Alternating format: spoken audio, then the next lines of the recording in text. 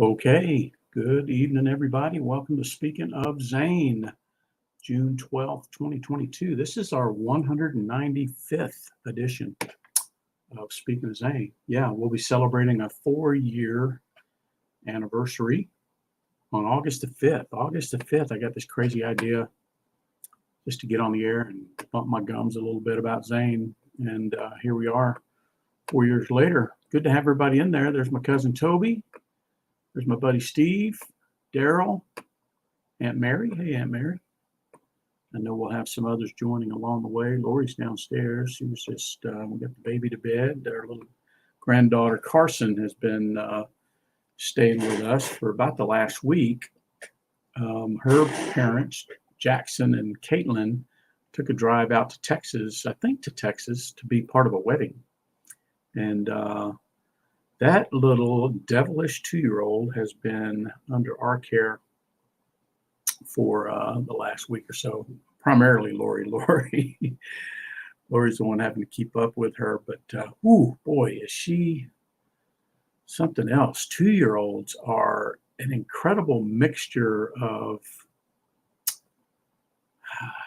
I don't know even how to phrase it, but this little girl, in 1 minute she's snuggling against you and say I love you, granddaddy, and the next minute she's finger painting with her poop on the television. That's how they can anyway. Let's see, Jim Miller's in there. Hey, Jimbo, good to have you in there. All right, well, what the heck is going on here? Let's see. I've been giving you a house fire update since March, but really nothing going on. I might just cut out the house fire update until something starts to happen again next door. Back in March, I think it was March, on a Friday afternoon, midday, lightning struck the house next door and unfortunately gutted it. And so I've been, we're only 10 yards away from our neighbors there, Mike and April, but no, there's been no movement on it. But I did mow the lawn there yesterday and trimmed a little bit on one of their hedges this afternoon. But anyway, I might just hold off on the reports there if nothing else happens in a while. But I do have another report, though, a weight loss report. Remember, I was stuck there for a while. I'm currently at 45 pounds lost, 45 pounds lost. How about that? Since mid-January. I was stuck there for a little bit, but lost a couple pounds this week. Of course, I hadn't been feeling too good the last day or so, and that's unusual for me, maybe once or twice a year. But just the general body aches and hot, cold kind of thing. But anyway, 45 pounds. So I'm pressing on. Let's see. So Lori's in there. Hey, Lori. We probably will not have a Speaking of Zane next Sunday night because I am going to St. Louis to our headquarters for the week of June 20th. But my colleague John and I decided to go out on Sunday to make sure we had everything in order before all of our students get there. We each have a group of rookie engineers that we're training, and we're graduating mine that week.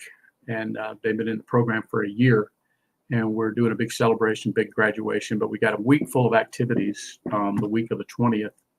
So John and I decided to get there on the Sunday so we can make sure, because our program manager Ashley's going to be out of town and she's not going to make it, so we need to make sure we get there and get everything squared away. Anyway, consequently, we probably won't have Speaking of Zane next Sunday evening, but I'll let you guys know for sure. Let's see. I know Ken's not with us tonight. Ken messaged me earlier and said he wouldn't be here tonight, but I did see that he made a visit to the Kennedy Space Center this past week, and he posted Well, let me just share with you what he posted.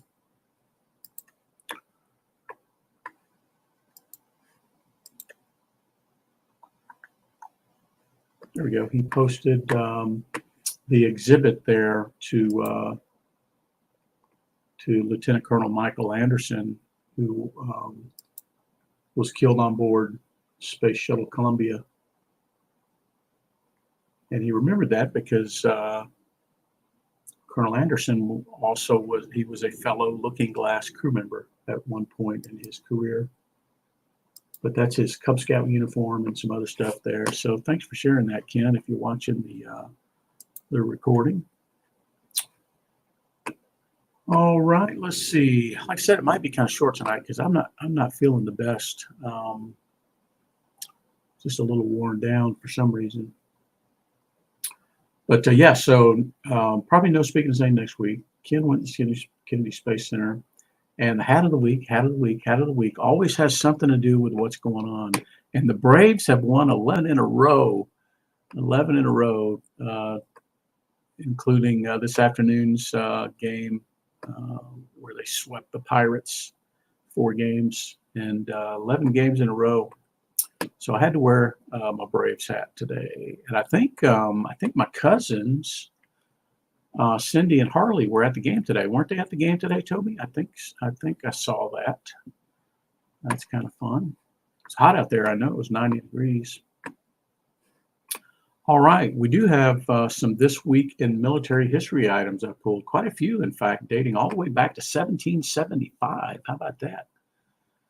All right, let's see. Well, get this. British General Thomas Gage declared martial law in Massachusetts. The British offer to pardon colonists who lay down their arms. There would be only 2 exceptions to the amnesty: Samuel Adams and John Hancock. If they were captured, they were to be hanged. So everybody else could lay down their arms and give in to the British and have amnesty, except for Sam Adams and John Hancock. Of course, neither one of them did. All right, so on this date, 1918, the first airplane bombing raid by an American unit occurred on World War I's Western Front in France. How about that? We started using the Wright brothers airplane to put some warheads on foreheads all the way back in 1918. Good stuff. And then fast forward to 1948, the Women's Armed Forces Integration Act provides for enlistment and appointment of women in the Naval Reserve and the regular Marine Corps. I think there was a broader, and then it eventually went to the other branches. But of course, that's not the first time. I mean, women were very actively engaged in so many different capacities. But that was the act that fully integrated them as members of the military. All right, fast forward to 1961. President John F. Kennedy signed a presidential proclamation. This is something I never knew. See, I never knew this all these years. But President Kennedy signed a presidential proclamation calling for the American flag to be flown at the Marine Corps Memorial in Arlington, Virginia, at all times during the day and night. Did anybody else know that? So there had been discussions between the Attorney General's Office and the Marine Corps officials earlier in '61 on improving the visibility and appearance of the monument, and that led to the proposal to fly the flag continuously, which by law could only be done by congressional legislation or by presidential proclamation. Never knew that. I've seen the Marine Corps War Memorial a number of times, and now the next time I see it, I'll look at it in a whole different light. I'll know light. Get it? Pun intended. I'll know the story behind that. And let's see. Fast forward some 30 plus years. In one of the most famous Cold War speeches, remind me, I have another Cold War announcement. But in one of his most famous Cold War speeches, President Ronald Reagan challenges Soviet leader Mikhail Gorbachev to tear down this wall. You guys remember that? Well, 2 years later, it came down. My whole world changed because, and Steve's and every Amy's and Jimbo's, because changed our posture. Eventually led to us not flying missions 24 hours a day. We readjusted according to the threat. But interesting stuff. Let's see. This one caught my eye. It never would have, except I watched the ceremony online Friday. And when I went to look for my items today, this one stood out to me. But on June the 12th of 2022, so that's 20 years ago now, the U.S. transport plane, it was more than a transport plane, part of Special Operations Command, but an Air Force MC-130 carrying 10 people crashed on takeoff in Afghanistan. This was early in the war, killing 3 Americans, and 7 escaped with minor injuries. Well, they had a ceremony, a 20-year ceremony to the fallen of that crash at Hurlburt Field on Friday there in the I forget what they call that. If you've never been to Hurlburt Field, Florida, you should go. They have a nice little air park right out front with a lot of the special operation aircraft, and they had the ceremony there. I forget the call sign of the plane, but anyway, they lost 3 in that crash. Okay, well, let's see. Let's move along to the Veteran Cemetery Challenge. We had 3 visits that I know of. Daryl made a visit to Jefferson Barracks National Cemetery. Had a very nice account of that. Here's the goofy thing about, Daryl's wife is buried there. That's why Daryl goes there so often. And if you know anything about the coins, look it up. Look up the coin thing, penny, nickel, dime, quarter, and they all signify some different level of relationship with the person. Hey, Katie. And Daryl puts a quarter on there, and almost from day one, every week that Daryl goes back, the quarter is missing. Just a quarter. And Daryl has tried to super glue it, and I just don't get it. Who would do that? Who would do that? I don't know. In such a sacred place. But Daryl, I know it frustrates the heck out of you. And I'm kind of snickering about it, but I just don't know what to do about it. I don't know what to say about it. It's the craziest thing. But anyway, Daryl made a visit, as he does. Jim made a visit. Jim made 2 visits this week on his normal routine that he takes as a retiree. He made a visit to visit his beloved Deborah, who passed a few years ago, and she rests at St. John's Cemetery.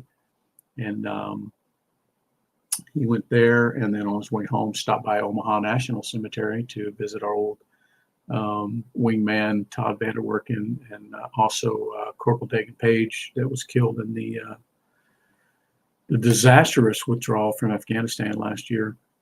So Jim, thank you for doing that and then letting us know about it. So that was 3 visits this week. So we're sitting at 635 visits, marching on toward 1,000 visits. 635 visits that we've made. Yeah, it is. Lori says that's sad, Daryl. Yeah, it is. I don't know if they're, I don't know. I mean, I don't know. It's a conundrum, Daryl, isn't it? And the thing about it was, if there's a person that's taken a quarter off of Wanda's headstone, every week, I mean, you don't have to do that. Daryl would give you a quarter if you needed a quarter. Daryl would give you more than that if you needed it. It's I don't know. What do you do? But All right, so we had some visits there. I'm glad you guys are doing that along with us. Lori and I were not able to get out. I had planned on going out there to Georgia National today. It was hot, but it's usually a little bit cooler up on the hill there. But man, I just hadn't been feeling that good, so I thought I'd better just stay home. But and I won't be able to go next Sunday, but we'll get back out there. I tell you what, if I don't go, Daryl, I know you know the feeling here because you've stated so. But if I don't go see him in a while, I don't know, I miss it. I know he's not there. I know it's just his body, but there's something about the connection. I don't know. It's hard to explain. I mean, and I know a number of you know the feeling, but you know, if I don't go out there, I feel empty. I don't feel fulfilled if I don't go out there for some period of time. And now we're coming up on a couple of weeks for me, and that's about as long as I've ever gone, 2-3 weeks. But something about it, you know, early on, I almost dreaded going out there, and then over time, it was like I dreaded going there, and I couldn't wait to get there. Does that make sense? Because those are two opposing things, but it's true. That's how goofy it is. But anyway, if I don't go in a while, I really feel like I've missed, and want to get back out there. But all right, well, let's see. Think of that challenge. We're down from the 40 some odd we had last week. That was an interesting week last week, but we did have a few thank yous that I know about this week. See, Daryl had a good account of running into a Navy veteran, actually a guy who's currently, I guess he's an active duty veteran, but he's serving in the reserves. I think I got that right, Daryl. But Daryl's optician was in the Navy, so Daryl got to have a good conversation with him. And then I got to meet 2 new people at work. They're Army vets. And I bumped into an Army vet at the Kroger on Friday. So that was 3 for me, 1 for Daryl. So we had 4 thank yous this week. So we're sitting at 1,528 thank yous. 1,528 times somebody has heard from this little small group of patriots, thank you, or I appreciate you. And well, how do you argue with the goodness of that? Yeah, Jim says it's the hardest thing to do, but it's the one thing you have to do. Yeah.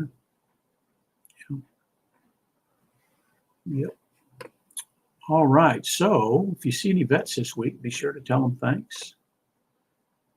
You never know you never know the kind of dialogue that you're going to have. I tell you, I'm always surprised about how the conversation develops and stuff like that. And sometimes it's just a hi, or sometimes it's a tip of the hat. Sometimes it's a hello. Sometimes it's a thank you, a handshake. Sometimes it's more than that. But the thing is, don't try to force it, right? Just the more natural, the better. But I love it when it does turn into a conversation. That's just kind of a bonus. But yeah, well, let's see. What else do we got here? Teed up a couple of things here on the Steve let us know about this on the Speaking of Zane Facebook group. Let's see if I can find it. Moving on down to the organizations section, organizations that are doing good work. We're about a month and a half away from our next 5K, the Running to Honor 5K. Our friend Steve Bartle up in Michigan, I don't think he took into account that July 31st is going to be about the temperature of the sun here in Atlanta, but that's okay. We'll be out there. But let me see if I can find. Let me show you guys this. I don't know if you saw this. Let me share this. This is a friend of my dad's. His name is John. Well, John lost his son, Michael, in Move the banner there. John Burris, he lost his son Michael in Afghanistan, and this is the back of his work truck, and it really honors his son. You can see the eagle, the American flag. We will remember Gold Star, EOD symbol. Yeah, it's just interesting. He just had it redone this past week, so thought I would share that. And then there was another thing I wanted to share from the Speaking of Zane Facebook group. You guys do a great job, by the way, of posting cool stuff. Oh, here it is. Let's see if I can go read the article. Actually, the article was in Military Times. Share it. It was about a Florida Gold Star mother. Florida mom channels grief in the fight against veteran suicide. Her son was a Marine, Lance Corporal Lutz. And unfortunately, he, if you read his account, it's just sad, but it sounded so familiar. And she is, much like our friend Kelly Kowal, she has actually stepped up to do something about it. And anyway, let's buddy up. Let's buddy up. And anyway, that's so you can go look on the Speaking of Zane Facebook group and find that link there. Thank you, Steve, for pointing that out to us. That was a good read. All right. Now, unfortunately, we did have some bad news this week. I'm sure you guys saw the loss of a CV-22 Osprey Marine Corps, with the loss of 5 Marines in the California desert. Just a shame. And then, Lori actually found another tidbit of information that just makes it even, I don't know if it makes it any more sad, but it's a terrible thing. But let's see if I can share. Unfortunately, all five of the Marines perished in the crash.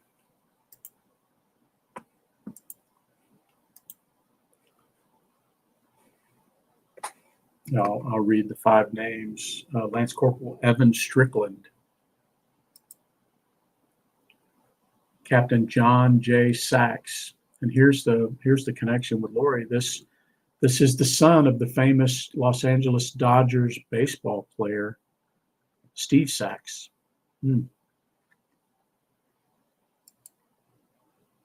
Corporal Seth Rasmussen, Captain Nicholas Lasapio,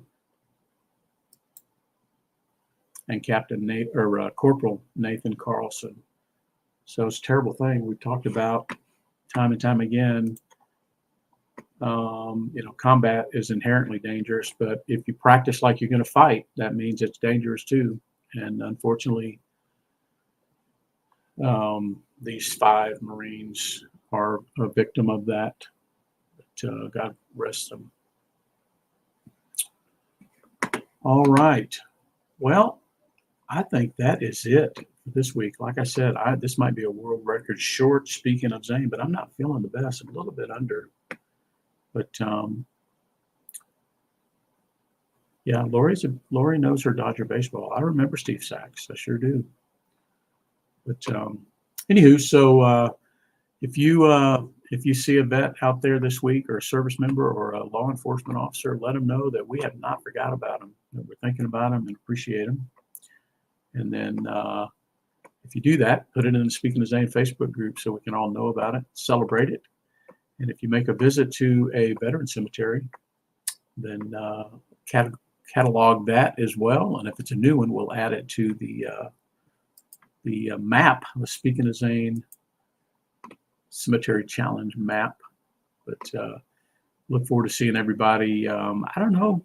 probably not next week, like I said, because the timing is just going to suck for me because I'm flying in there late afternoon, I believe. I need to take a look. But so we're probably looking at we're probably looking at 2 weeks before we're back in the saddle here. But I'll have a lot of updates to talk about, a lot of good things to share.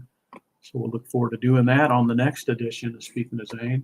Whenever we do it, it will be the 196th edition of Speaking of Zane. So whenever that is, we will look forward to seeing you all then.